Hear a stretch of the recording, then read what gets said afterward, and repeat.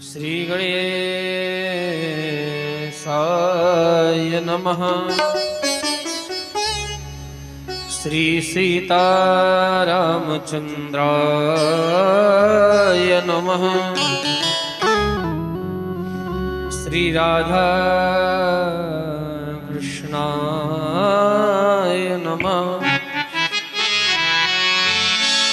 श्री वीर हनुमते नमः।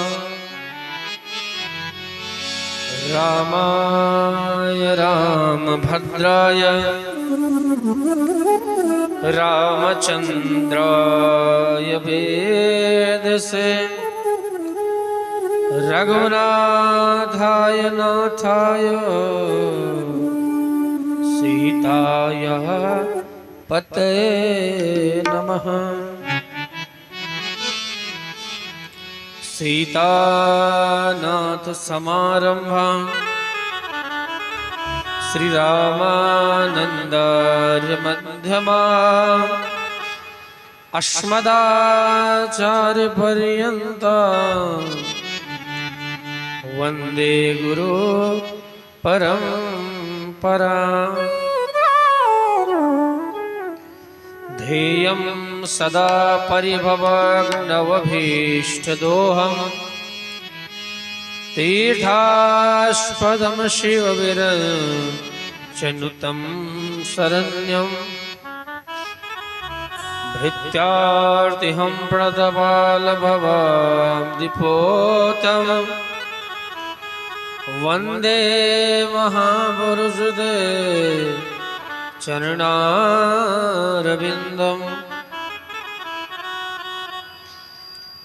वनशे विभूषितकरान्नवनीरदाभात् पीताम्बरादरुणबिम्बफलादरोष्टात्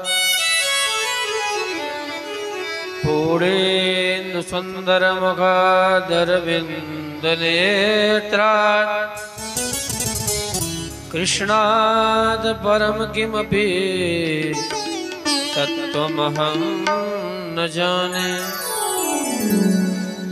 नारायणं नमस्कृत्यं नरं चैव नरोत्तमं देवीं सरस्वतीं व्यासं ततो जयमुदीरयेत्। मनोजवं मारुततुल्यवेगं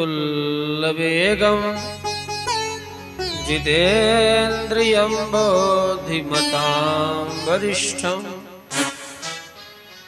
वातात्मजं वानरयोद्धमुख्यं श्रीरामदूतं शरणं प्रपद्ये। गुरुर्ब्रह्मा गुरुर्विष्णुः गुरुर्देवो महेश्वरः गुरुर्साक्षात् परब्रह्म तस्मै श्री गुरुवे नमः। श्री गुरुचरण सरोज रज निज मन मुकुर सुधार बरनहु रघुबर विमल जसो जोदायक फल चार। बुद्धहीन तनु जानिके सुमिरहु पवन कुमार बल बुद्धि विद्या देहु मोहि हरहु कलेश विकार। भक्ति भक्त भगवंत गुरु चतुर नाम बपु एक और तिनके पद बंदन किए नाशत विघ्न अनेक। सीता मेरी स्वामिनी मैं राघव तेरो दास जन्म जन्म मोहि दीजियो श्री अवधपुरी को वास। बोले सुखदेव भगवान की जय। बोले राघवेंद्र सरकार की जय। बोले हनुमान जी महाराज की बोले सदगुरुदेव भगवान की जय। परात्पर ब्रह्म करुणा वरुणालय भक्तवांछा कल्पतरो ब्रजेंद्र नंदन भगवान श्री कृष्ण और उनकी आह्लादनी शक्ति नित्य किशोरी नित्य श्यामा परम्बा जगदम्बा भास्वती श्री राधा रानी के चरणों में कोटिशा प्रणाम विनम्र करते हुए और अपने अपने सतगुरुदेव भगवान के चरणों में प्रणाम विनम्र करते हुए भगवान की अमृतमयी रसमयी लालितमयी कथा का हम लोग रसस्वादन करें। उससे पूर्व एक भक्त की बड़ी सुंदर पंक्तियां हैं। एक साधक कहता क्या है, ठाकुर जी आप इतने सुंदर हैं ना कि प्रभु जब आपको हम देखते हैं ना तो ये जो मेरा मन है या मेरा दिल है ये आपका ही हो जाता है प्रभु, और किसी को देखने की आवश्यकता नहीं रहती महाराज। क्या कह रहा है साधक, बड़ी सुंदर पंक्तियां हैं, आइए हम लोग श्रवण करें। क्या कह रहा है साधक, हे मुरलीधर छलिया मोहन, हे मुरलीधर छलिया मोहन, हम भी दिल तुमको दे बैठे। मुरलीधर छलिया मोहन, हम भी तुमको दिल दे बैठे। मुरलीधर छलिया मोहन, हम भी दिल तुमको दे बैठे। मुरलीधर छलिया मोहन, हम भी तुमको दिल दे बैठे। गम पहले से कुछ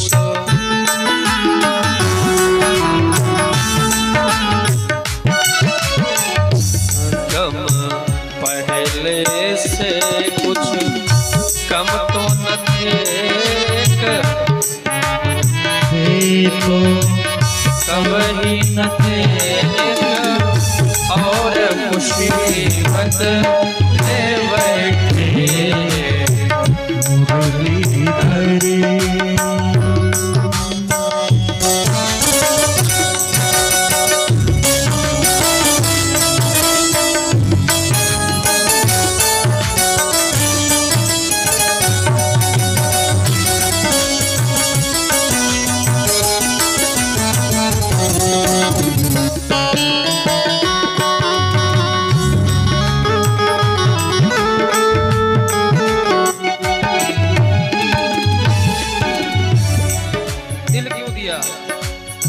जब आपकी कथाओं को सुना ना तो आपसे मिलने की इच्छा हुई।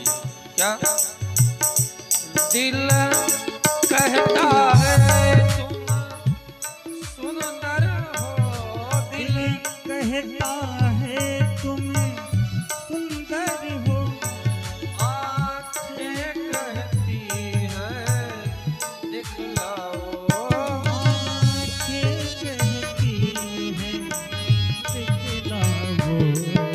मन मोह के भी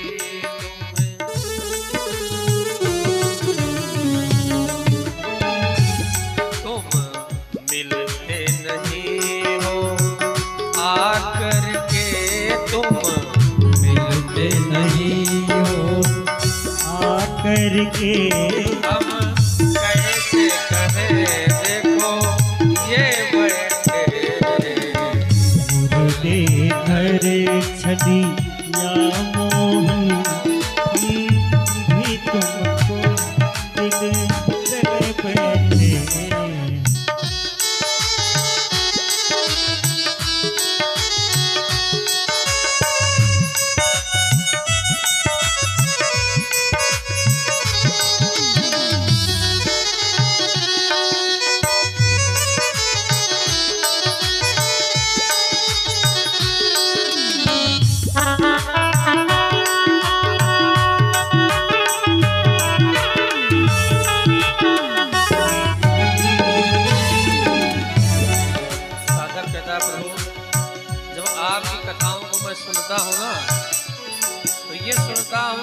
पूतना जैसे पापनी के अंदर दोष नहीं देखा, वो अपने भक्तों के अंदर क्या दोष देखा। साधक कहता है महिमा सुन के है रान है हम, महिमा सुन के है रान है हम, महिमा सुन के है रान है हम, महिमा सुन के है रानी है हम। तुम मिल जाओ तो चैन मिले, तुम मिल जाओ तो चैन मिले। मन छोड़ के भी तुम,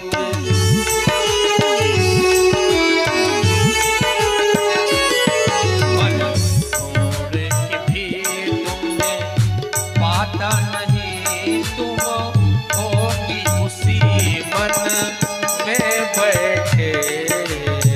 खोज भी तुम्हें पाता नहीं, तुम होगी उसी मन में बैठे। मुरली धरे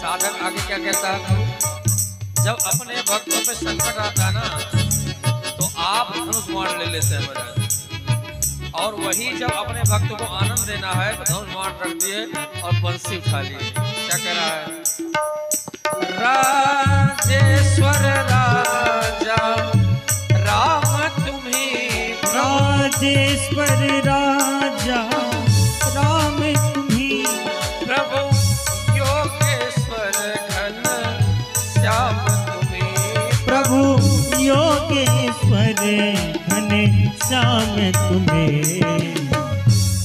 धनुधारी बने,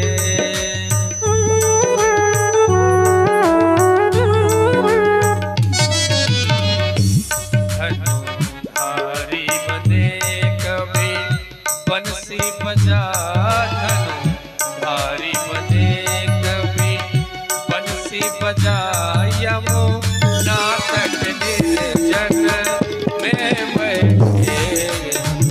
हरे बने कभी मुंडे बजा, यमुना तट निर्जन में बैठे। मुरलीधर चले या मोहन हम, धीरे दिल तो बैठे। धरे चली या मोहन भी तुमको मिले से बैठे। पहले से कुछ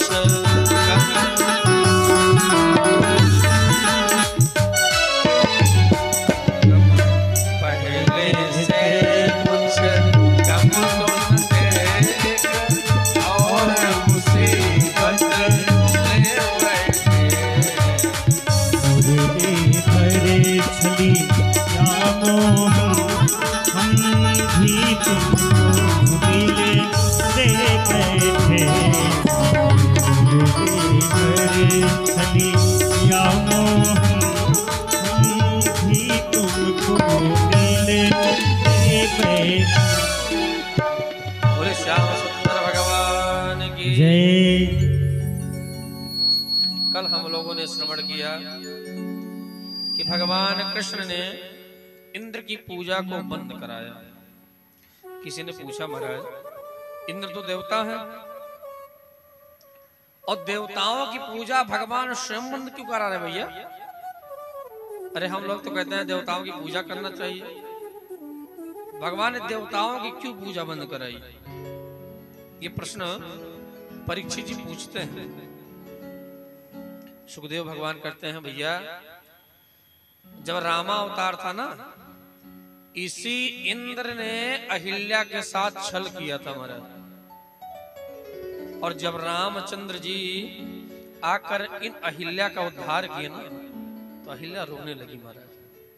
कहते रहे, प्रभु हमारे तरफ किसी ने नहीं देखा, इतने दिनों से धूप सर्दी गर्मी बरसात सब सह रहे प्रभु, फिर आज आपने कृपा करके हमारा उद्धार कर दिया ना।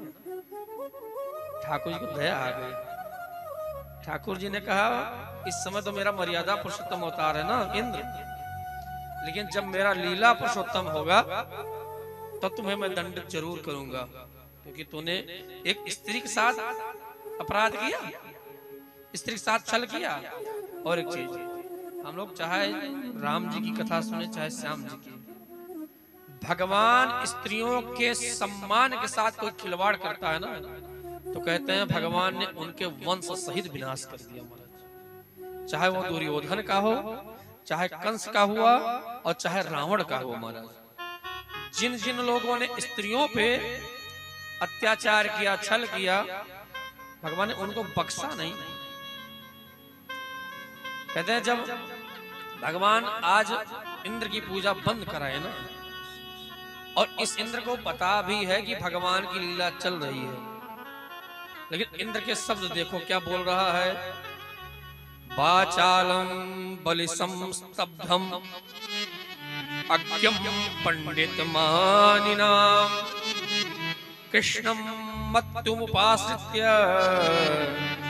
गोपा में चक्र प्रिय।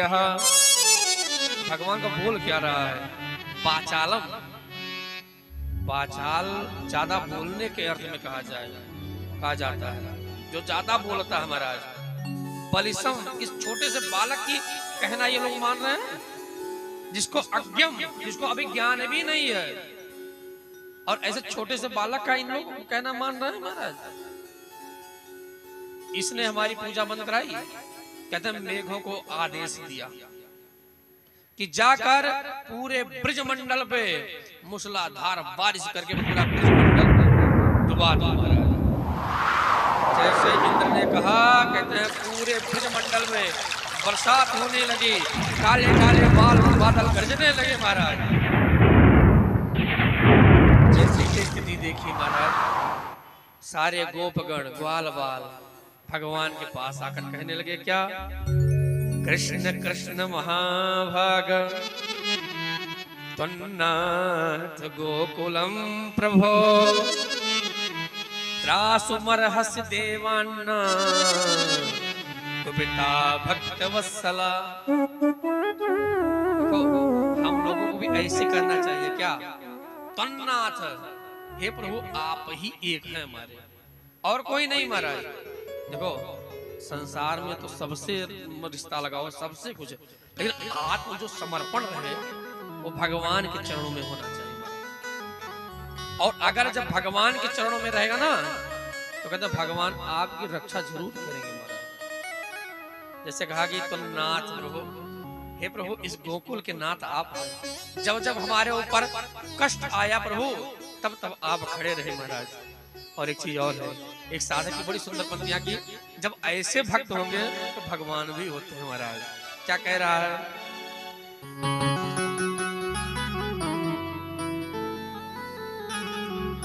जब भक्त नहीं होंगे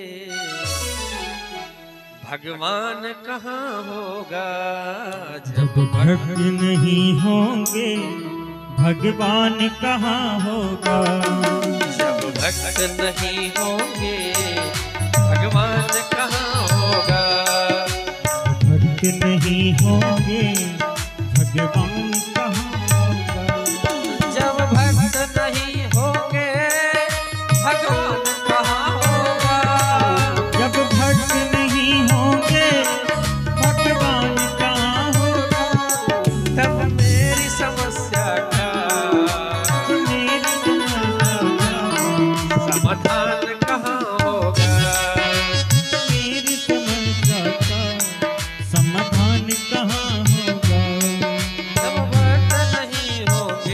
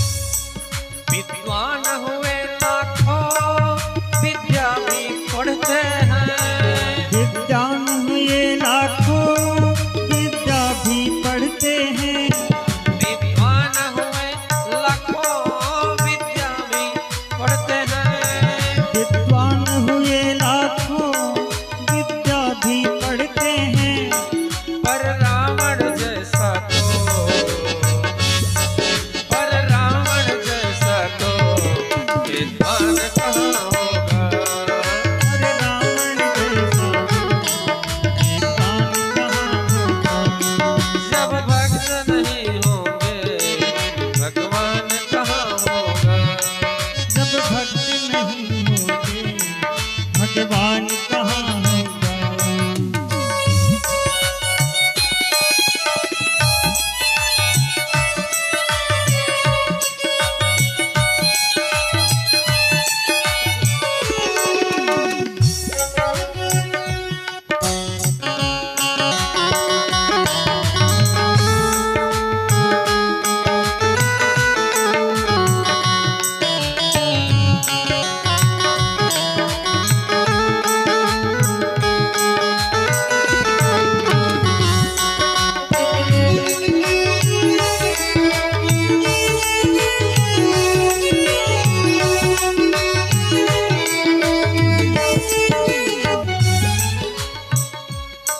तपस्वी भी हुए लाखों तपस्या भी करते हैं।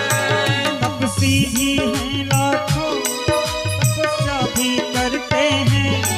तपस्वी भी हुए लाखों तपस्या भी करते हैं। तपस्वी भी हुए लाखों तपस्या भी करते हैं।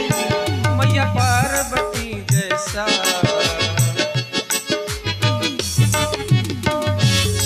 मैया पार्वती जैसा तपस्या वाला कहाँ होगा।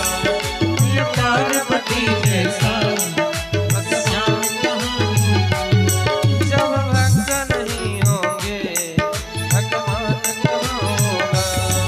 जब भक्त नहीं होंगे भगवान कहाँ होगा।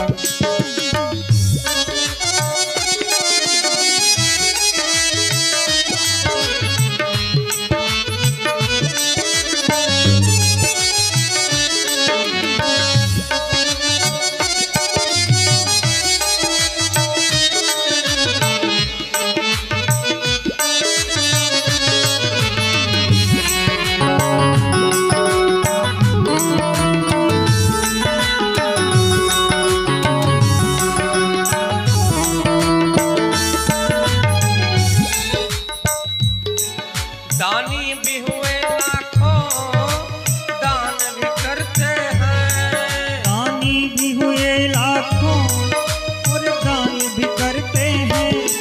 दानी भी आज कन्यादान करना है रुक्मणी जी का। साधक कहता क्या दानी भी हुए लाखों दान भी करते हैं।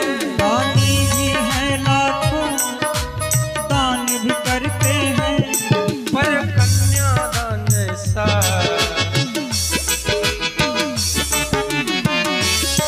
पर कन्यादान जैसा कोई दान नहीं होगा। पर कन्यादान जैसा कोई दान नहीं होगा। पर कन्यादान जैसा कोई दान नहीं होगा।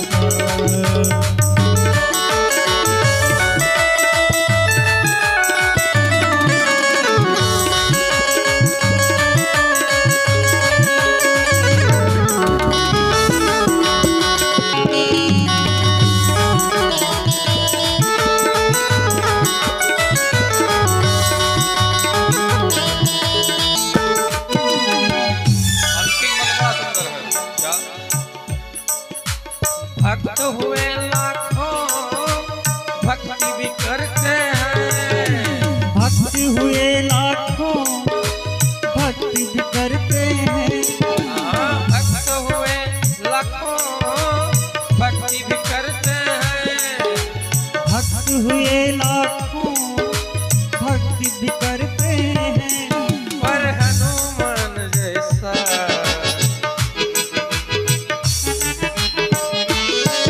पर हनुमान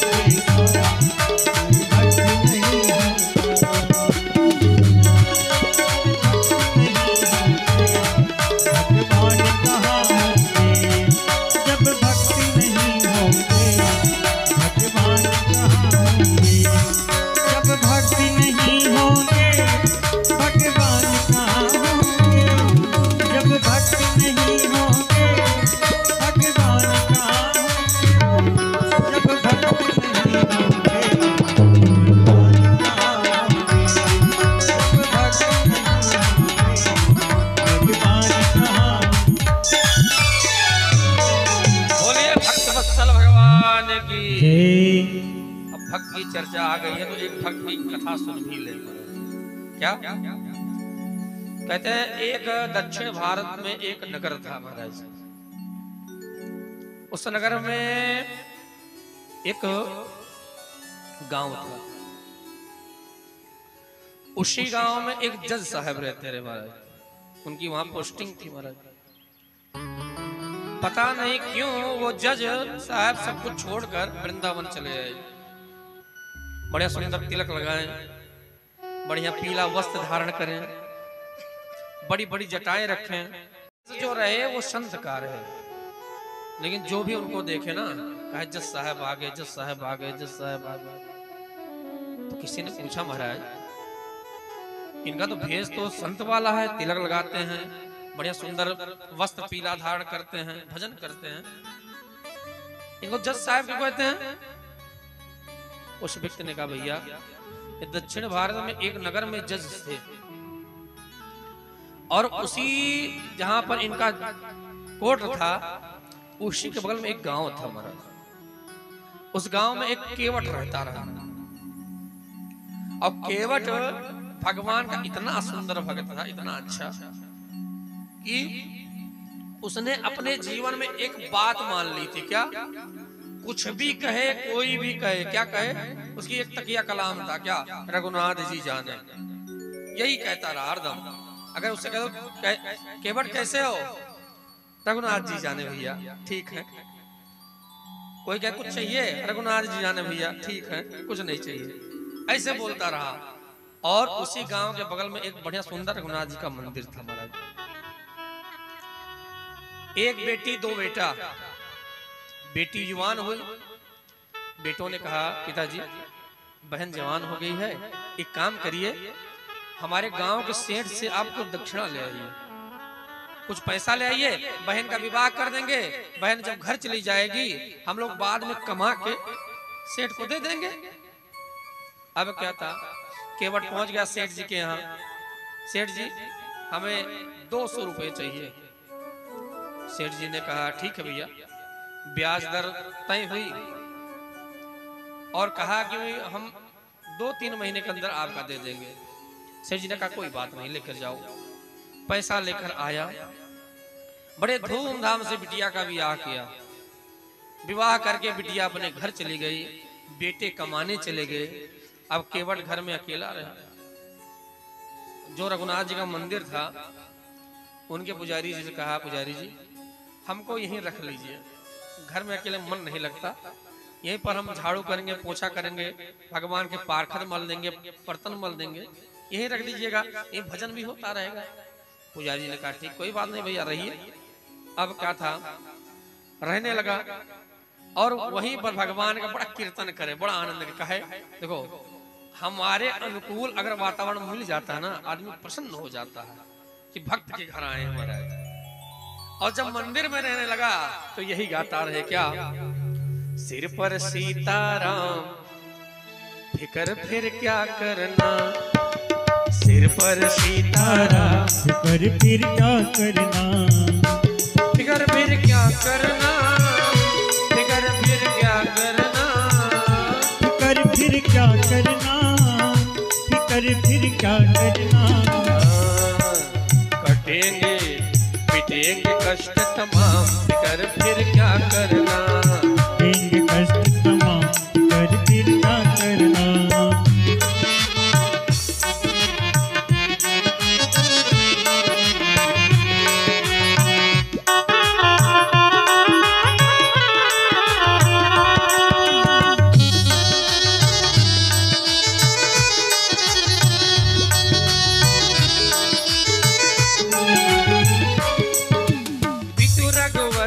जानकी मैया, पितु रघुबर सिय जानकी मैया, पितु रघुबर सिय जानकी मैया, पितु रघुबर सिय जानकी मैया। क्यों परेशान हो भैया, फिर क्यों परेशान हो भैया, मिटेंगे कष्ट, मिटेंगे कष्ट तमाम, फिकर फिर क्या करना, मिटेंगे कष्ट तमाम, फिकर फिर क्या करना।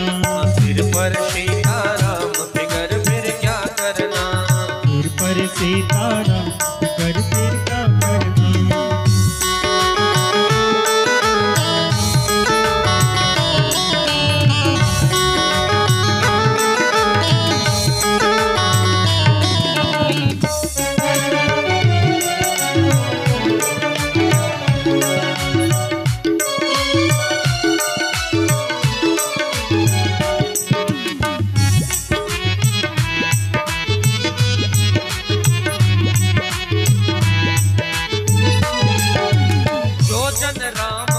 सत्संगी, जो जन राम कथा सत्संगी, उनके सहायक श्री बजरंगी, उनके सहायक श्री बजरंगी, जो जन राम कथा सत्संगी, जो जन राम कथा सत्संगी, उनके सहायक श्री बजरंगी, उनके सहायक श्री बजरंगी। अतुलित बल के धाम,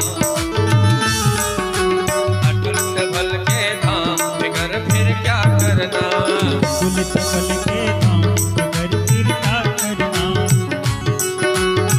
और सीताराम फिकर फिर क्या करना, फिकर फिर क्या करना, फिकर फिर क्या करना, क्या करना, फिकर फिर क्या करना, फिर बिगड़ेंगे काम, फिकर फिर क्या करना, फिकर सीताराम फिकर फिर क्या करना। केवट इसी मस्ती के साथ नाचता रहे, यही मस्ती कि भगवान कृपा करेंगे, भगवान के धाम में रह रहे हैं, भगवान के पास रह रहे हैं, भगवान का भजन कर रहे हैं, तो भगवान संभालेंगे। अब क्या था महाराज, बेटों ने कमाई की और कमाई करके बेटों ने लाके केवट को दिया, पिताजी ले जाओ सेठ जी को दे आओ पैसा। केवट लेकर गया पैसा सेठ जी के पास। सेठ जी ने सोचा इतना जल्दी पैसा आ गया, ठीक है कोई बात नहीं, लाओ। लिया सेठ जी ने, ब्याज के सहित जितना पैसा था सब ले लिया। उसके बाद सेठ जी ने एक पर्चा लिखा कि केवट ने जितना पैसा लिया था ब्याज के सहित सारा पैसा दे दिया। पर्चा लिखा, लिखकर साइन किया। सेठ जी ने केवट को दिया, केवट देखो सही लिखा है। केवट ने कहा रघुनाथ जी जाने। रघुनाथ जी मतलब क्या? काट ठाकुर सेठ जी हम पढ़े लिखे नहीं हैं। सेठ जी के मन में पाप जगा, पढ़ा लिखा नहीं है, दोबारा पैसा ऐठा जा सकता है। जो पर्चा लिखा था कि पूरा पैसा दे दिया, उसको छिपा लिया। केवट से कहा केवट जाओ थोड़ा जल ले आओ। गया पानी लेने। तब तक सेठ जी ने दूसरा पर्चा बनाया, उसमें कुछ लिखा उखा नहीं। जब पानी लेकर केवट आया तो सेठ जी ने वही पर्चा दे दिया। अब वो तो आनंद के साथ आया, घर में रहने लगा मंदिर में। सेठ जी ने शिकायत की, कहा इसी कोर्ट में जिन जज साहब की बात हम कर रहे हैं, इन्हीं जज साहब के यहाँ शिकायत कर दी। क्या कि केवट ने पैसा लिया था ब्याज दर पे, ना ब्याज दिया ना मूलधन दिया। अब क्या था महाराज, डेट निकली, नोटिस आया केवट के पास। जैसे नोटिस देखा केवट रोने लगा कस के कि हमने तो पूरा पैसा दे दिया है, प्याज के सहित दे दिया महाराज। जब सेठ जी के सहित कोर्ट में हाजिरी हुई केवट की, तो ये कुछ बोले ना, रोए और बार बार जज साहब का क्या बात है, बोलो बताओ तो, सेठ जी से पैसा लिए थे, दिए कि नहीं? केवट कहता महाराज माई बाप मैंने पूरा पैसा इनको दे दिया, ब्याज के सहित दे दिया माई बाप, लेकिन मैं इनका एक पैसा वो नहीं हूं, कर्जा नहीं हूं। जब बहुत रोने लगा तो जज साहब ने कहा भैया एक चीज बताओ, जब तुम सेठ जी को पैसा दे रहे थे तो तुम्हारे और सेठ जी के बीच में कोई था? इसकी आदत थी, उसी आदत को बोल दिया। क्या कहा? कहा जब मैं सेठ जी को पैसा दे रहा था, हमारे और सेठ जी के बीच में सिवाय रघुनाथ जी के कोई नहीं था। ये तो लिया भगवान का नाम। सेठ साहब समझे कि कोई रघुनाथ जी नाम के व्यक्ति हैं, उनके सामने पैसा दिया। अब क्या था, जज साहब ने अपने पैसे से सम्मन जारी किया। क्या कि फला तारीख को रघुनाथ जी कोर्ट में हाजिरी दें, आए यहाँ गवाही दें। अब क्या था महाराज, चपरासी नोटिस लेकर घूम रहा है चारों तरफ। और संयोग की बात यह थी कि उस पूरे गांव में रघुनाथ जी नाम का कोई था ही नहीं महाराज। चपरासी एकदम ढूंढते ढूंढते ढूंढते ढूंढते परेशान हो गया। एक व्यक्ति से पूछा भैया इस गांव में रघुनाथ जी नाम का कोई है ही नहीं, कहा व्यक्ति तो नहीं है, लेकिन इस गांव में रघुनाथ जी नाम का एक मंदिर है। कहा वही बताओ।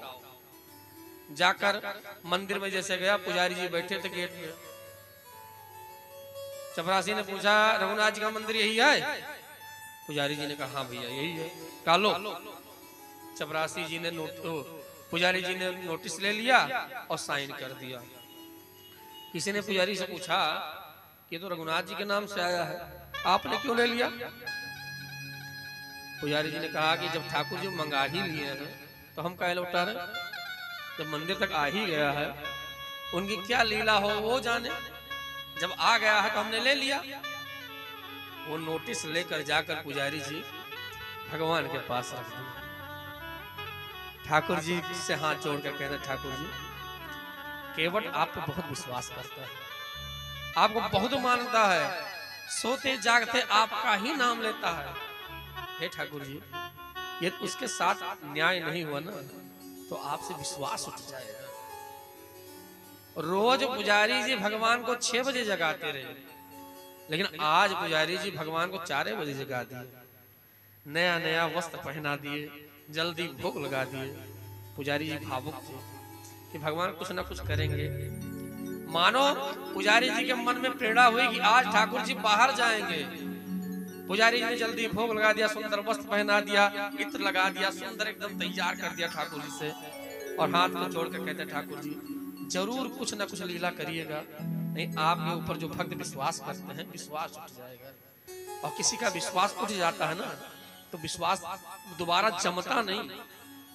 अब क्या था महाराज, जिस तिथि का वहां पर बुलावा था उस तिथि पर सेठ जी आए, केवट भी आया।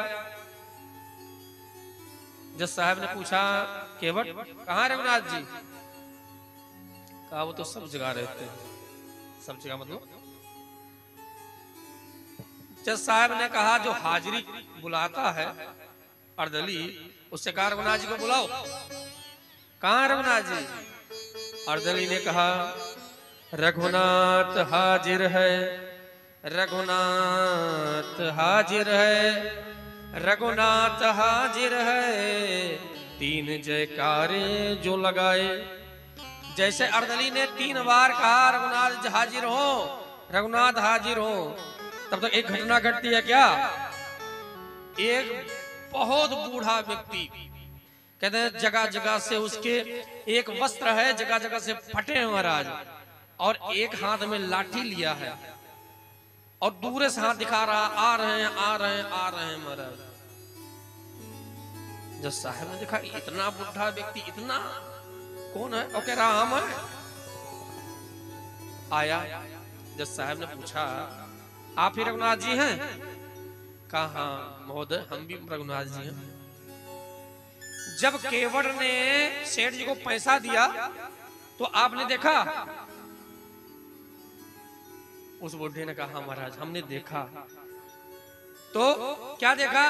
कहा केवट ने पैसा जब दिया सेठ जी को, सेठ जी के मन में पाप जग गया।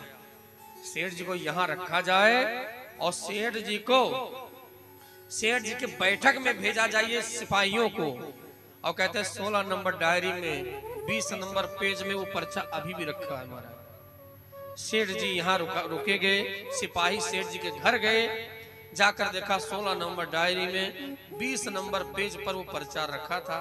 जज साहब के पास आया, जज साहब ने निर्णय दिया, केवट बाइज्जत बरी हुआ और सेठ जी को दंडित होना पड़ा। लेकिन जज साहब के दिमाग खटक गया। क्या खटका?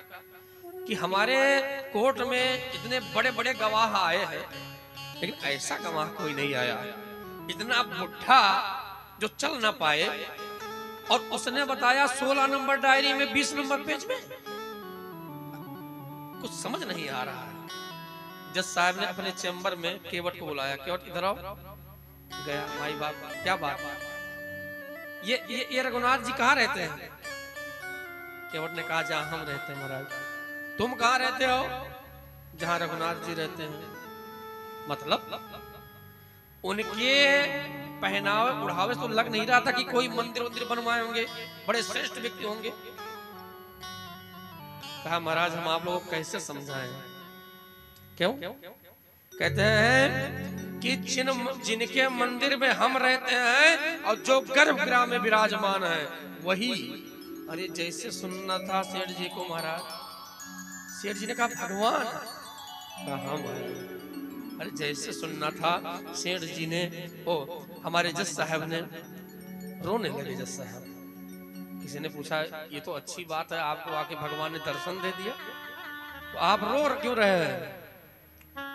जज साहब कहते हैं शुक सारद नारद शेष गने सब के नहीं ध्यान में आते रहे सुख सारद नारद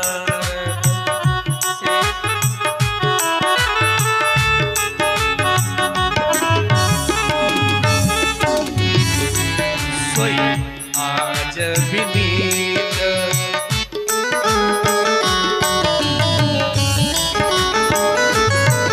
सोई आज विनीत अदालत में क्यों ठाके गवा चाहते रहे सोई आज विनीत। किसी ने कहा ये तो अच्छी बात है ना, भगवान दर्शन दे दे आगे आप कोर्ट में, तो आपको खुश होना चाहिए, आप रो क्यों रहे हैं?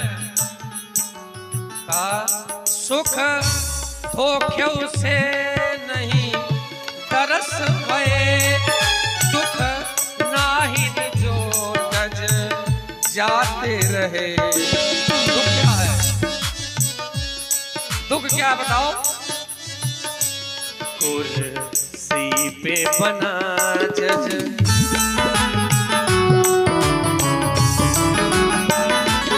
कुर्सी पे बना जज बैठा रहा जगदीश खड़े समझाते रहे। कुर्सी पे बना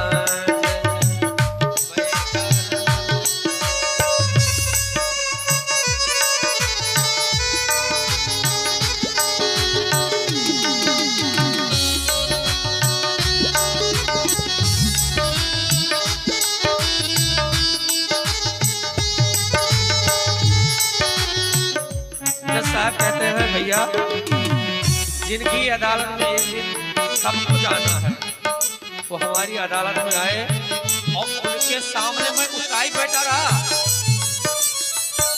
अगर मैं उनके यहाँ पहुंचा और पहुंचूंगा तो कहीं उन्होंने पूछ लिया कि जब तुम्हारे कोर्ट में मैं आया था तुम ऊंचे बैठे थे, क्या कहूंगा? कहते हैं जज साहब ने इस्तीफा दे दिया अपने पद से आकर और आगे कहाँ? वृंदावन में, मंदिर में न जाएं। किसी ने कहा मंदिर में चलो दर्शन करो भगवान का, नहीं क्यों? कहीं दर्शन करने गए और भगवान हमसे पूछ ले तब क्या कहूंगा?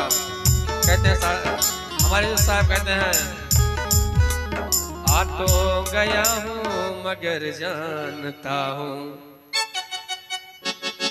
आ तो गया हूँ मगर जानता हूँ तेरे दर पे आने के काबिल नहीं हो।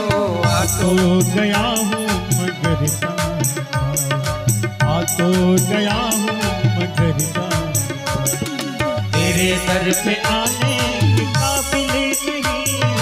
तेरी मेहरबानी का है बोझ इतना, तेरी मेहरबानी का है बोझ मैं उठाने के काबिल नहीं हूँ, मैं उठाने के काबिल नहीं हूँ।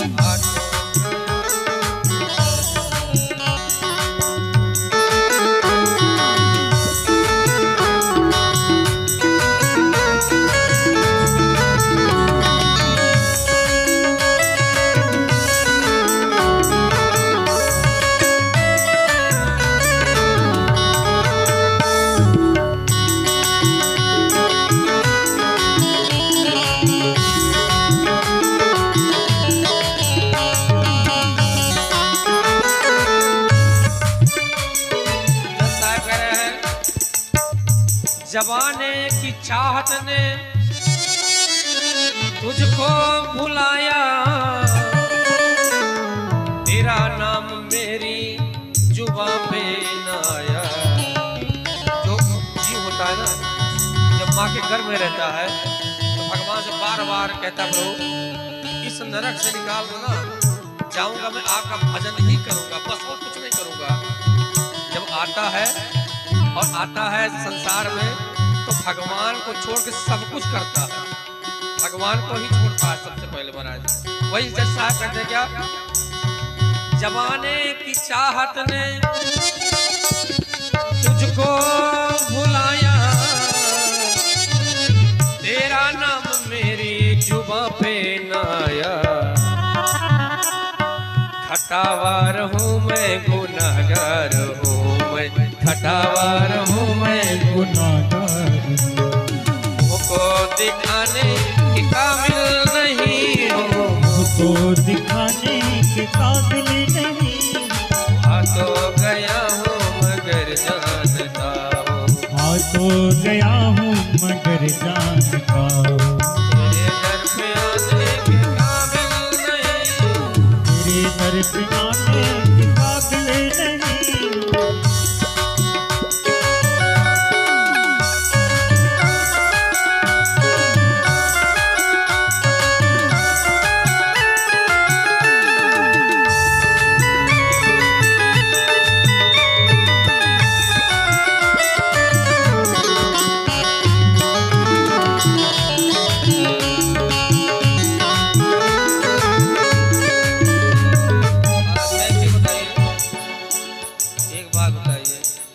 आपको पैसे की आवश्यकता लगी, आप किसी अपने मित्र से पैसा मांगे, भैया हमें 1000 रुपए दे दो, आज के 1 हफ्ते बाद, आज के 8वें दिन हम आपको लाके दे देंगे।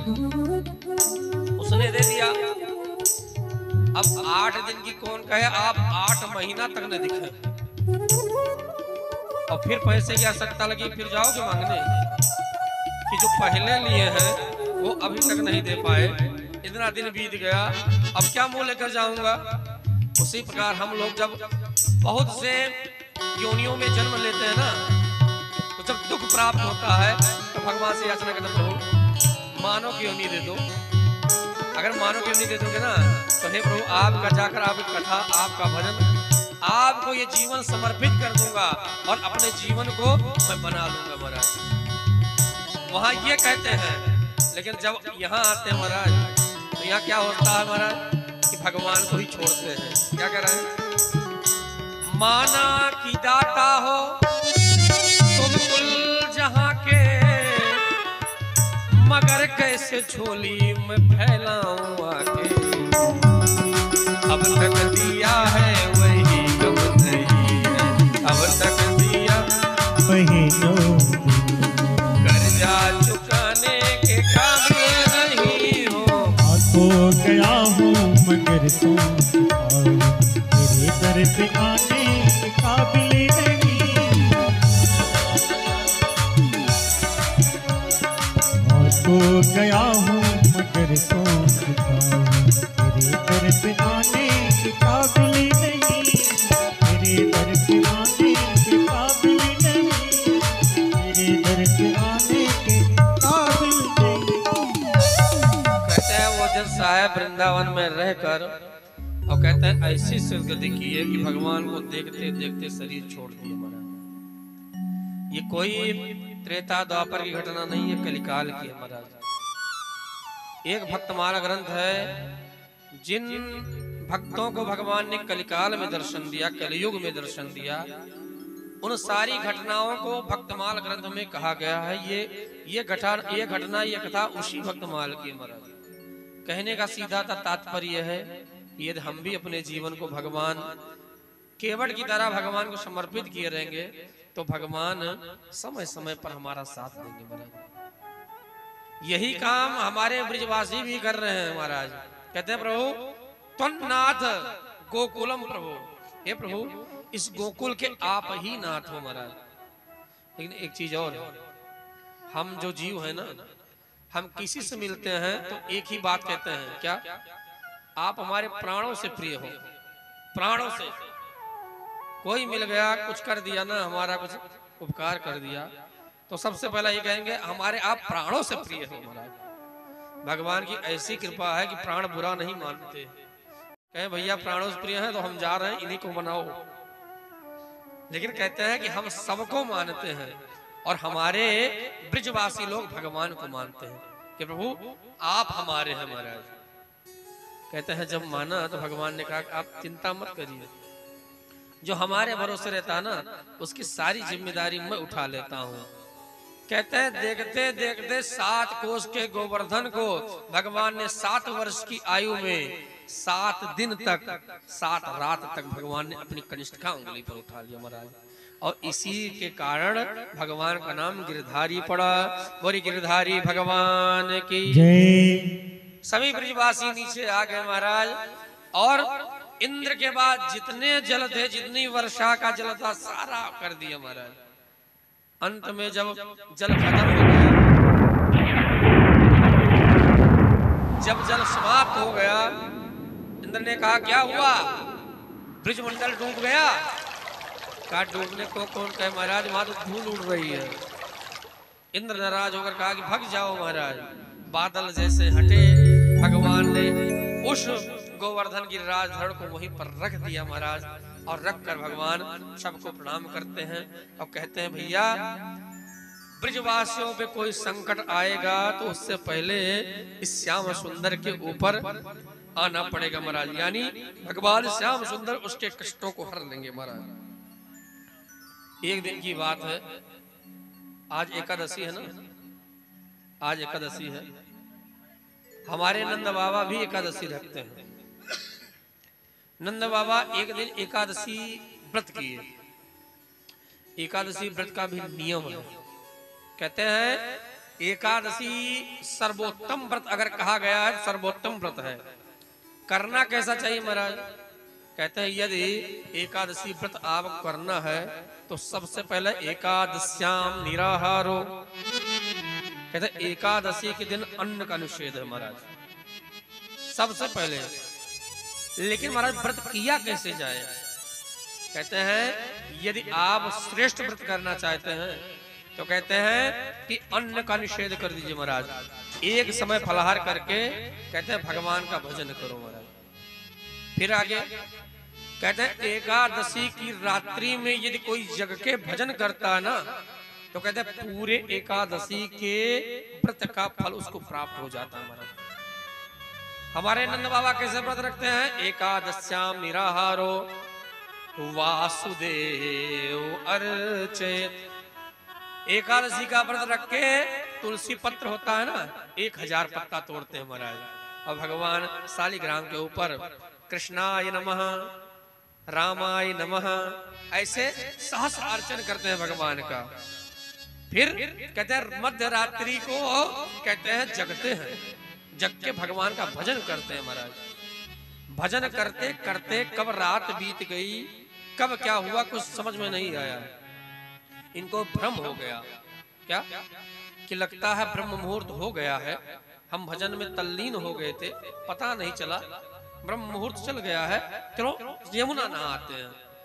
लेकिन उस समय क्या कहते हैं 2 बजे थे महाराज। 12 से 3 का जो वक्त होता है कहते हैं इसमें राक्षसों का समय होता है, इसमें मनुष्य और देवता कहते हैं इसमें विश्राम करते हैं। 12 से 3 का विषय। लेकिन हमारे नंद बाबा को जब भ्रम हुआ तो आज 2 ही बजे स्नान करने के लिए निकल पड़े। पहले घड़ी तो होती नहीं रही कि घड़ी देख लिया जाए, या मोबाइल रहता रहा, मोबाइल में अलार्म लगा दिया जाए। तो कहते हैं नंद बाबा जब गए स्नान करने के लिए और जैसे ही यमुना में डुबकी लगाई तैसे वरुण के जो दूत थे, जल के देवता जो थे, कहते हैं नंद बाबा को पकड़ के लेकर वरुण लोक को चले गए महाराज। नंद बाबा के साथ दो ग्वाल भी आए थे। उन्होंने देखा कि नंद बाबा डुबकी तो लगाए लेकिन निकले नहीं। भगते भगते हुए जाकर कन्हैया से कहते कन्हैया तेरे बाबा यमुना में डूब गए महाराज। जैसे श्याम सुंदर ने सुना, भक्ते भक्ते श्याम सुंदर आए और यमुना में डुबकी लगा के कहां पहुंच गए? वरुण लोक। जैसे देखा वरुण ने कि हमारे यहाँ भगवान आए, अरे पाद आचमनी लेकर, फल फूल लेकर, आरती लेकर भगवान की आरती करने लगा। महाराज भगवान ने कहा, देखो भैया, हमारे पिताजी को आप बंदी बनाए हो और लड़के का खातिरदारी कर रहे हो। वरुण ने कहा, प्रभु जगत पिता तो आप ही हैं, जगदीश आप ही हैं, आपका कौन पिता हो गया? भगवान ने कहा, वो देखो हमारे नंद बाबा। अरे जैसे सुनना था, कहते हैं वरुण का तो हाथ पांव कांपने लगा। भक्ते भक्ते हुआ गया, जो हमारे नंद बाबा के हाथ में हथकड़ी लगी थी उसको खोल लिया और बार बार माफी मांगने लगा कि हमसे गलती हो गई, हमारे सेवकों से गलती होगी, हमें माफ कर दीजिए महाराज। इस कथा से हमको क्या ज्ञान लेना चाहिए? यदि हमारा भी संबंध भगवान से रहेगा ना, तो छोटे मोटे ध्यान ही नहीं देंगे महाराज। छोटे मोटे लोग डरेंगे। जैसे आज के समय में किसी नेता, विधायक, मंत्री से आपकी पकड़ हो जाए तो छोटे छोटे सिपाही आपके किनारे नहीं आएंगे महाराज। जो जगत पिता जगदीश है, जगन्नाथ है, जगन नियंता है, यदि उससे हमारा संबंध हो जाएगा ना, तो छोटे मोटे दोष, छोटे मोटे पाप, छोटे मोटे कहते हैं ये भूत प्रेत इत्यादि आपके सन्निकट आ ही नहीं सकते महाराज। जब अपने पिता को लेकर आए भगवान, ग्वाल बालों ने देखा कि बाबा कहाँ चले गए थे। नंद बाबा ने कहा, भैया जैसे मैंने यमुना में डुबकी लगाई, दो मोटे मोटे छोरा आए, हमको पकड़ कर लेकर कहीं चले गए। लेकिन थोड़ी देर बाद मेरा कन्हैया जैसे आया ना, सारे वहां का राजा हमारे कन्हैया के चरणों पे गिर गया, पूजा करने लगा। ग्वाल वालों ने सुना कि कन्हैया के चरणों पे गिर गया। हमें पहले संदेह था का कल इसने 7 कोस के गोवर्धन को अपनी कनिष्ठिका अंगुली में उठा लिया था, लेकिन आज आप कह रहे हैं कि बड़े बड़े देवता इसके चरणों पे गिर गए। हो ना हो ये भगवान है। भगवान ने कहा कि अगर इन लोगों को पता चल जाएगा तो जो हमारी लीला हो रही है, लीला गड़बड़ा जाएगी। भगवान ने कहा कि तुम चाहते क्या हो? कहा, हम कुछ नहीं चाहते, बस आपके वैकुंठ के बारे में बहुत सुने हैं कि आपका वैकुंठ जो है बहुत अच्छा है। भगवान ने कहा, ये सोचना बंद कर दो कि हम भगवान हैं कि नहीं, तुमको वैकुंठ देखना है? कहा, कहा दिखा देते हैं महाराज। कहते हैं सारे ग्वाल वालों को लेकर भगवान गए और ब्रह्म कुंड में स्नान कराया, और जैसे ये डुबकी लगाए सारे गोपगण कहां पहुंच गए? वैकुंठ में महाराज। वैकुंठ में पहुंच तो गए, लेकिन देखो हर देश की अलग अलग भाषा होती है, हर देश का अलग रुपया होता है, हर देश का अलग बोलचाल है महाराज। पहुंच तो गए वैकुंठ में, तो वैकुंठ में सब संस्कृत बोलते हैं महाराज। ग्वाल वालों ने कहा, भैया राम राम। अब वहां राम राम कोई जानते नहीं, वो सब संस्कृत में बोले और संस्कृत इनके पल्ले न पड़े। इधर उधर देखते हैं, तब देखते हैं क्या कि अभी तक मैंने सुना था किताबों में क्या कि 4 मुंह वाले होते हैं। आज देख रहे हैं महाराज ब्रह्मा जी दंडवत कर रहे हैं, प्रणाम कर रहे हैं। ब्रह्मा जी को देख ही रहे थे, तब तक भूत भावन भोलेनाथ जी भी आ गए। 4 मुंह और भूत भावन भोलेनाथ का 5 मुंह। तब तक ध्यान से देखा कि एक शेष पर, एक सरसैया पर, एक सर्प पे, बहुत बड़ा सर्प है, उस पे एक व्यक्ति लेटा है और इसका जो मुखारविंद है कन्हैया से मिल रहा है। कहीं यही तो कन्हैया नहीं है?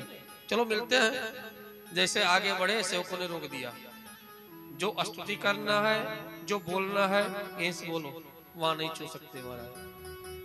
अब जैसे रोक लग गई तैसे ही सब उदास हो गए कि पहली बात ना तो बोली भाषा समझ में आ रही है, दूसरी बात ना कोई मिल रहा है, ना कोई जल पूछ रहा है, ना पानी पूछ रहा है।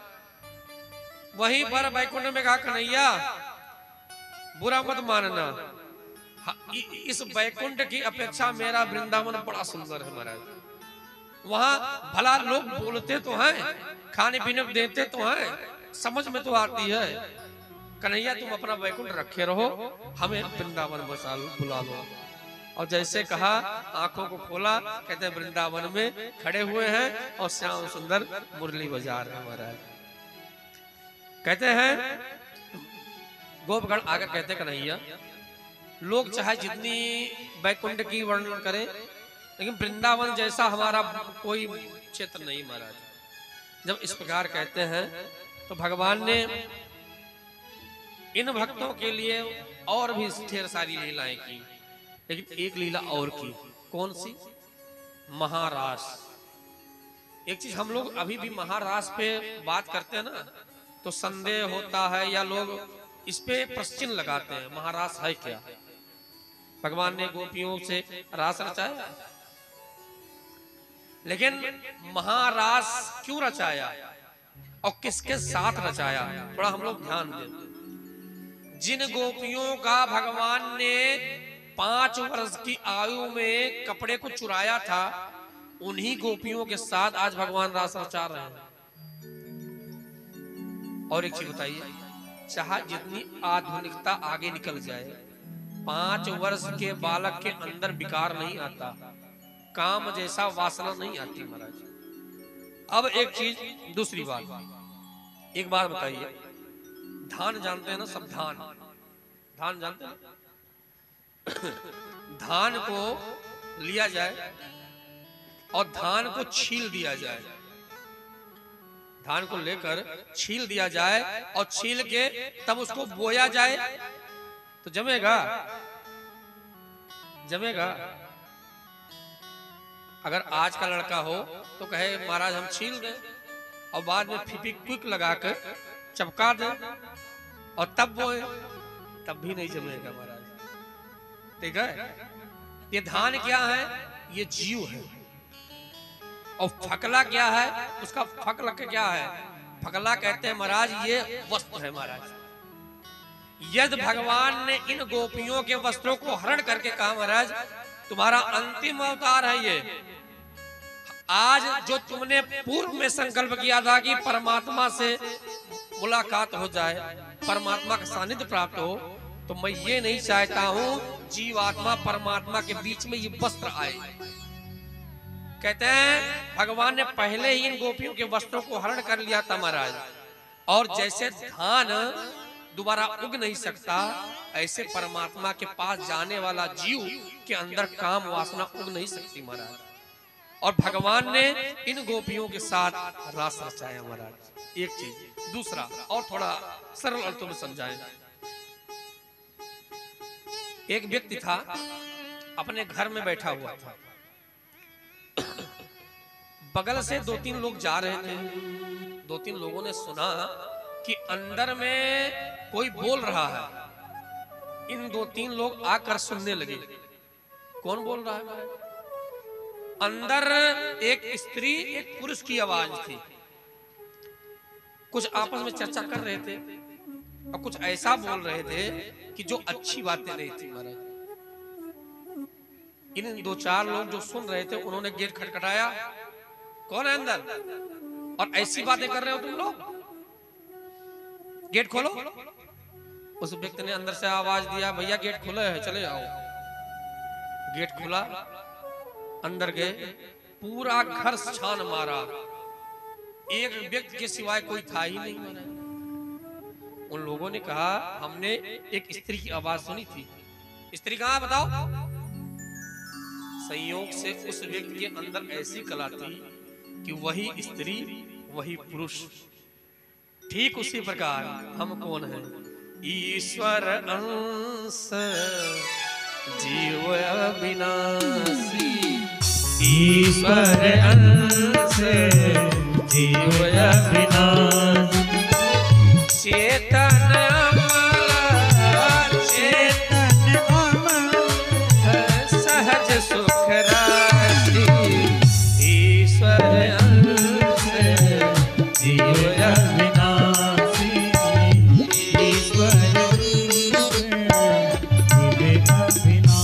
ये स्त्री पुरुष का संयोग नहीं भैया, ये जीवात्मा परमात्मा का संयोग है महाराज।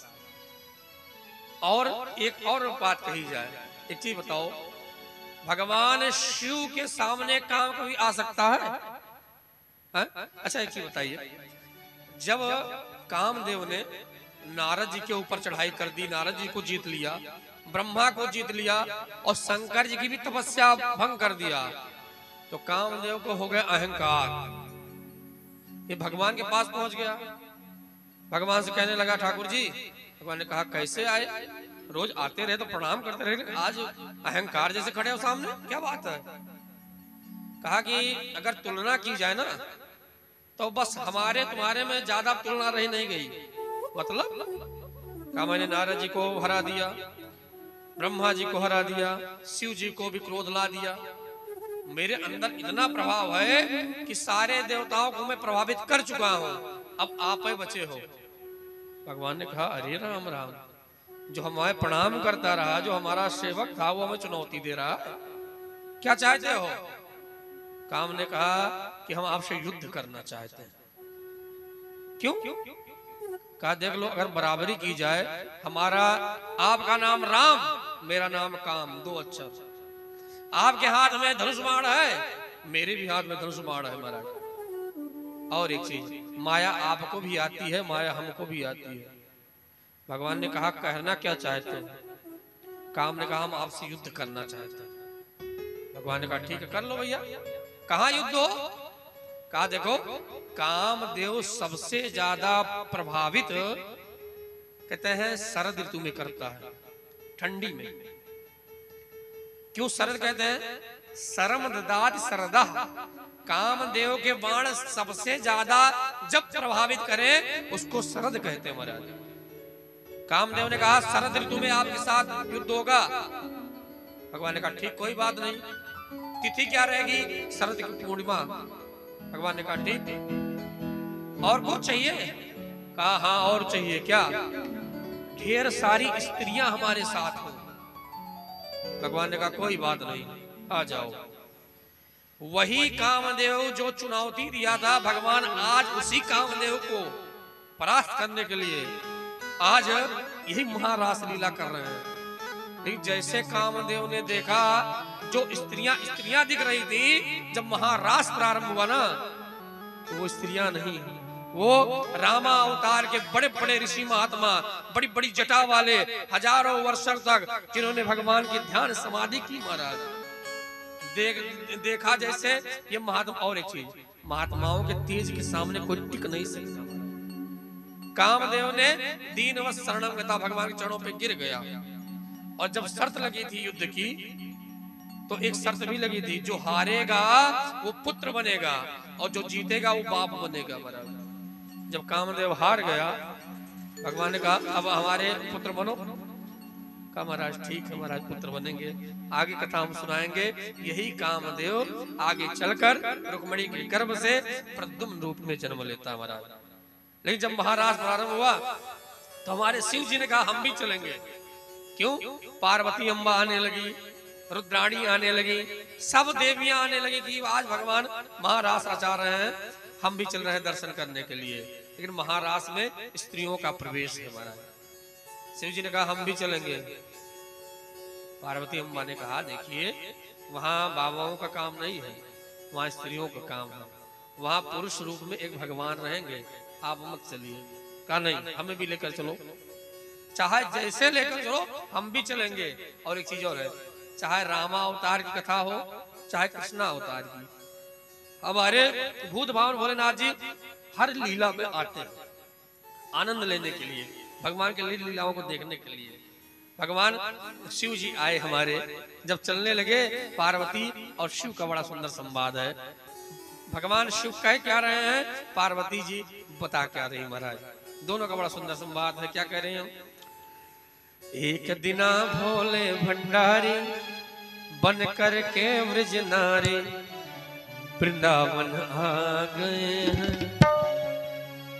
एक दिना भोले भंडारी बन कर के ब्रज नारी वृंदावन आ गए हैं, वृंदावन आ गए हैं। पार्वती जी मन के हारी, पार्वती जी मन के हारी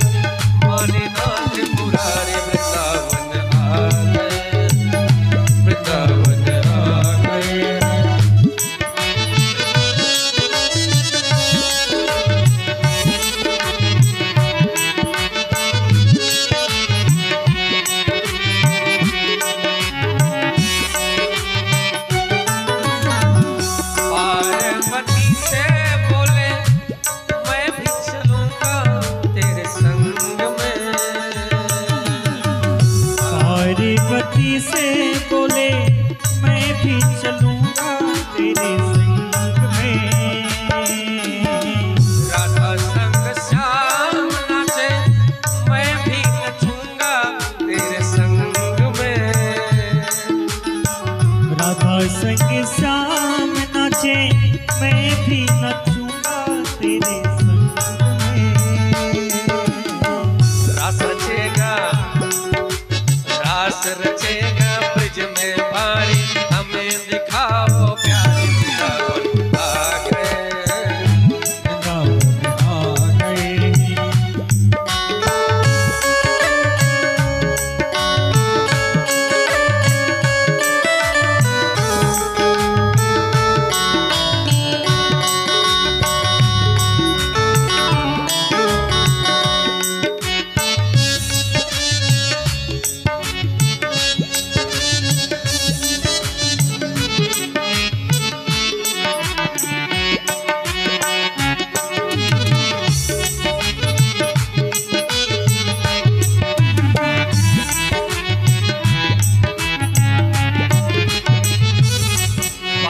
कह क्या रही है?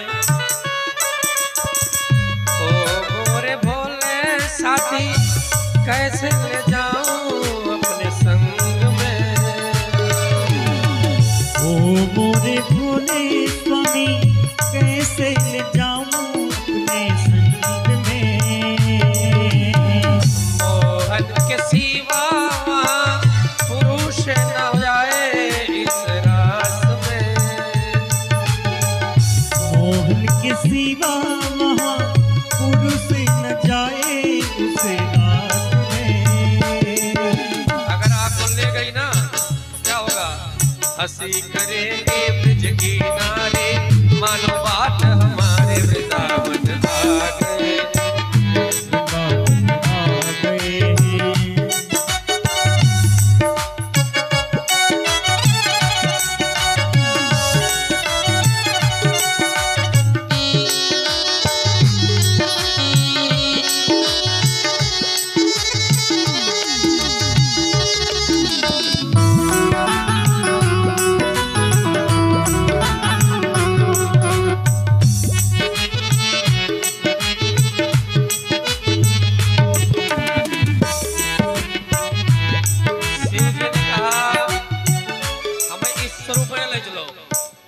हमें भी नारी बना दो, हमों का मेहरारू बनाई दो। पार्वती अम्बा ने कहा इतनी बड़ी बड़ी जटा और सांप लेहे घूमत हो तो का कैसे मेहरारू बना दो? श्री जी बता रहे हैं ऐसी बना दो मुझे जाने न कोई इस राज को। मुझे जाने न कोई राज को। पार्वती जी ने कहा अगर वहां भगवान ने पूछ लिया ये कौन है तो हम क्या कहेंगे? भगवान से कहते हैं मैं हूँ सहेली तेरी ये तो बताना ब्रिजराज को। मैं हूँ सहेली तेरी ऐसा बताना ब्रिजराज को। जब ये बताया ना वही जगह बोल के पीछे जूड़ा बना दिया और जो अपनी साड़ी रखी थी ना लाकर भगवान शिव को पहना दिया। बना के जूड़ा पहन के साड़ी चाल चल पहन के बना के जूड़ा पहन के साड़ी चाल चले मतवाले वृंदावन आ गए। वृंदावन आ गए।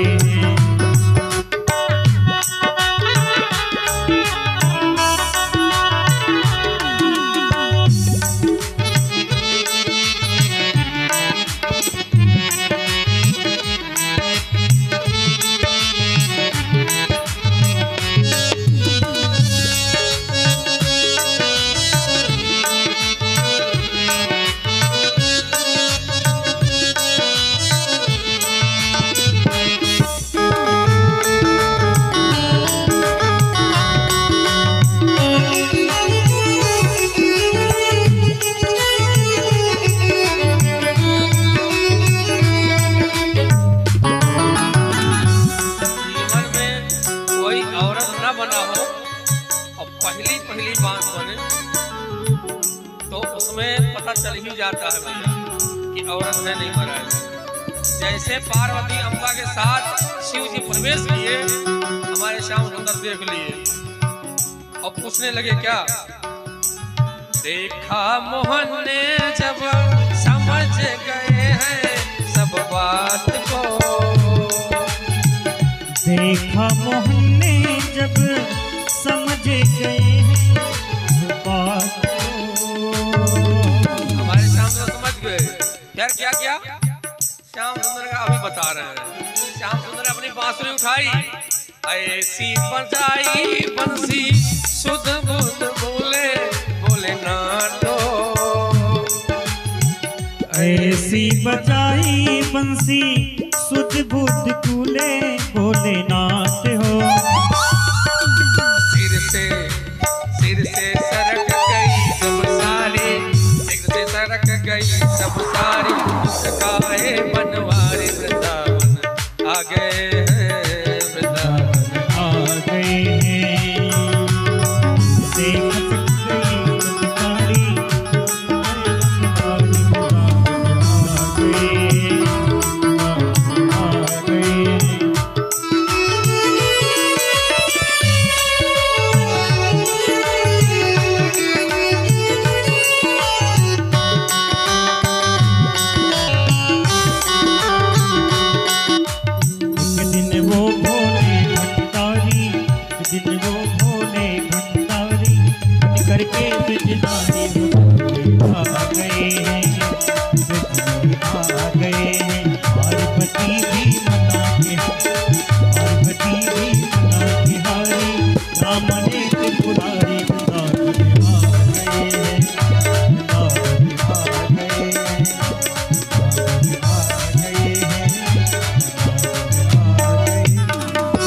बोले गोपेश्वर भगवान की जय हो।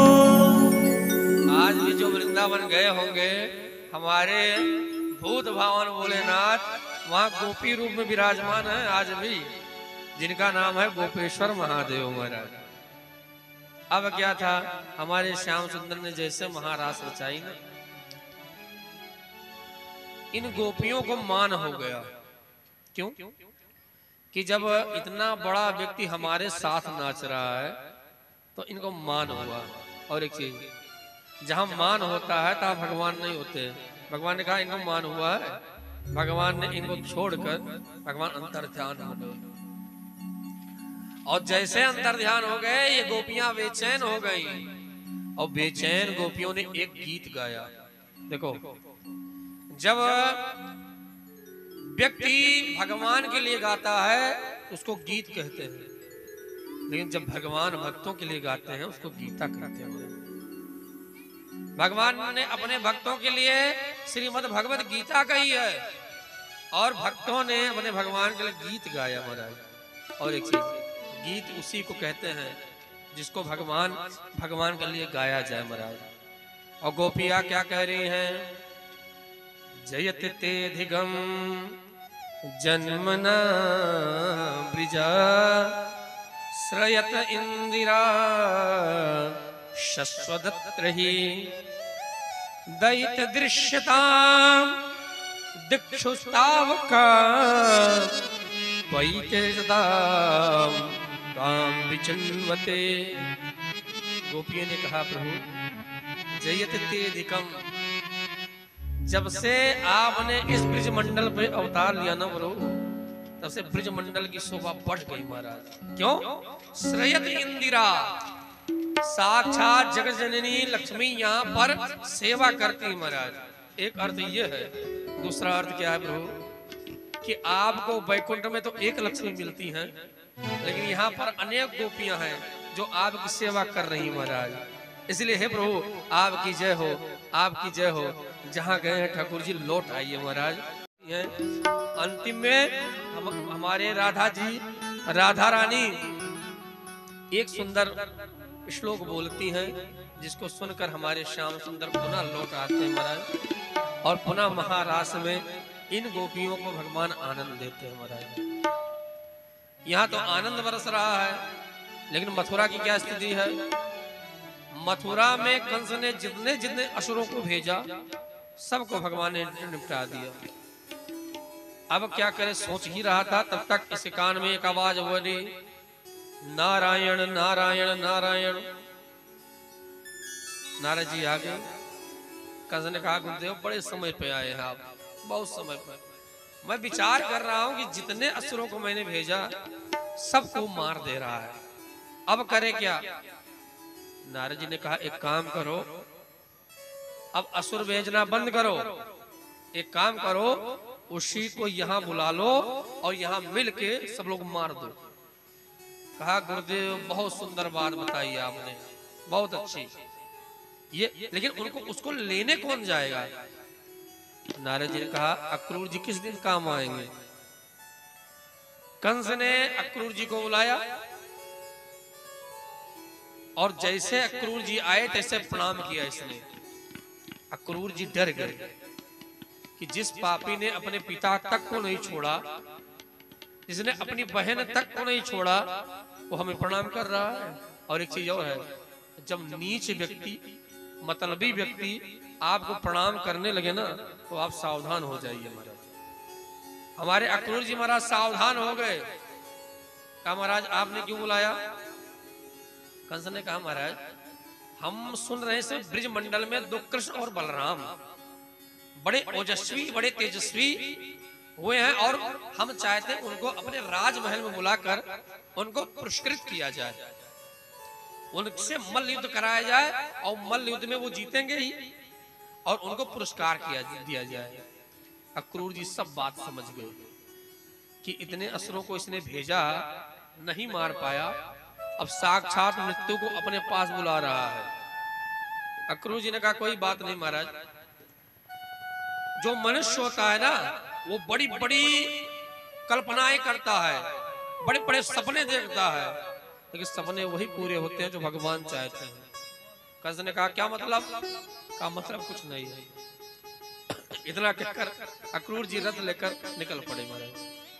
अक्रूर जी सोच रहे हैं, इस कंस को धन्यवाद दिया जाए कि इसको गलत कहा जाए, क्योंकि आज अगर ये हमें आदेश न करता तो मुझे भगवान का दर्शन नहीं होता। लेकिन अगर कहीं मैं भगवान को लेकर आया और इस कंस ने भगवान को मार दिया, तो सारा अपराध, सारा दोष हमको लगेगा।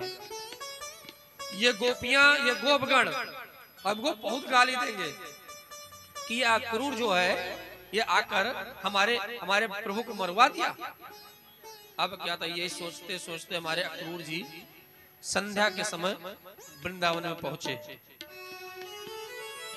और जब पहुंचे तब हमारे श्याम सुंदर गोचारण करके आए थे। जैसे देखा उन्होंने, चाचा जी आए हैं, जाके प्रणाम किया। भगवान ने प्रश्न किया, चाचा जी और मथुरा में सब कुछ ठीक ठाक है? अक्रूर जी ने कहा, कन्हैया जब तक मथुरा में यह कंस जैसा कैंसर रहेगा ना, कंस जैसा रोगी रहेगा ना, तब तक ये मथुरा कुशल नहीं रह सकती। उसी के उपचार के लिए तुमको लेने आए हैं प्रभु, चलिए। भगवान ने कहा कि बात तो सत्य है, लेकिन हमारी यशोदा अम्बा के सामने ये न कहना, हमारी यशोदा अम्बा जाने नहीं देंगे। तनी आंखों से ओझल हो जाते हैं ना, तो यशोदा अम्बा रोने लगती है। अगर उनके सामने आपने कह दिया कि मथुरा जाना है तो दिक्कत हो जाएगी। तो करे क्या महाराज? जब नंद बाबा यशोदा मैया के पास बैठना तो थोड़ी ऊंची आवाज में बोलना, क्या मथुरा में मेला लग रहा है, जिसको देखना है वो चले, बस इतना कह देना, आगे हम व्यवस्था बना लेंगे। अब क्या था, अक्रूर जी जाकर नंद बाबा यशोदा अम्बा से मिलते हैं। बात करते करते अक्रूर जी ने कहा कि मथुरा में मेला लग रहा है, जिसको देखना है वो चले। और जैसे कहा, यशोदा अम्बा ने कहा, भैया थोड़ा धीरे बोलो, अगर कहीं कन्हैया सुन लिया तो जिद करेगा जाने की। भगवान ने कहा, सुनने के हम पहले ही सुन चुके हैं मैया, मैं जाऊंगा मथुरा मेला देख के तभी आऊंगा। यशोदा अम्बा ने कहा कि हम तुमको जाने नहीं देंगे कन्हैया।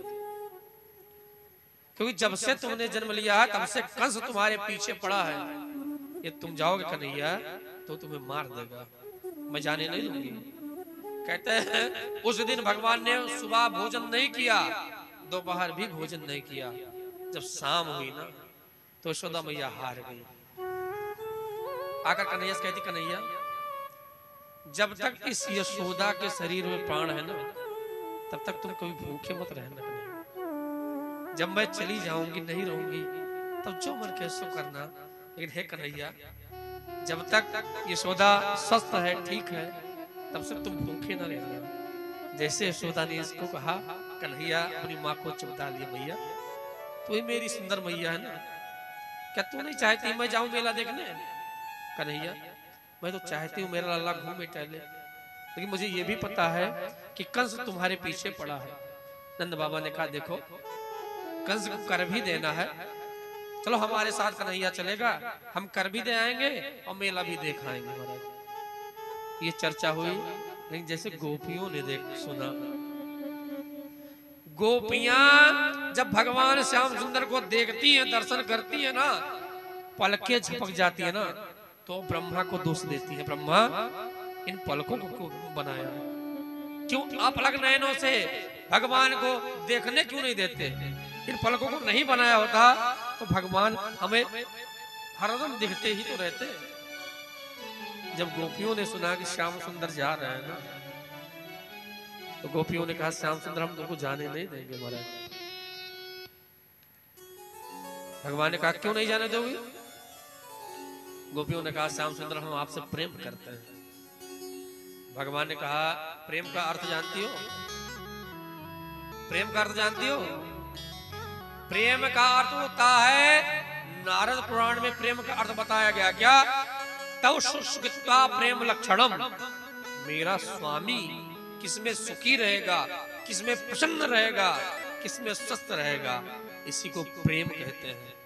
मैं किसमें स्वस्थ रहूंगा इसका मतलब नहीं है। भगवान समझाते हैं, गोपियां यदि आप हमसे प्रेम करती हो ना तो मेरे आनंद को, मैं जा रहा हूं मेला देखने, आज जाऊंगा कल मेला देखूंगा परसों लौट आऊंगा, इसलिए हमें जाने दो। इसी तरह गोपियों ने अपने मन को समझाया। राधा रानी ने भगवान से कहा, प्रभु श्याम सुंदर जा तो रहे हैं, लेकिन आपसे एक निवेदन है। क्या? राधा रानी और श्याम सुंदर में संवाद चल रहा है, क्या कह रही है?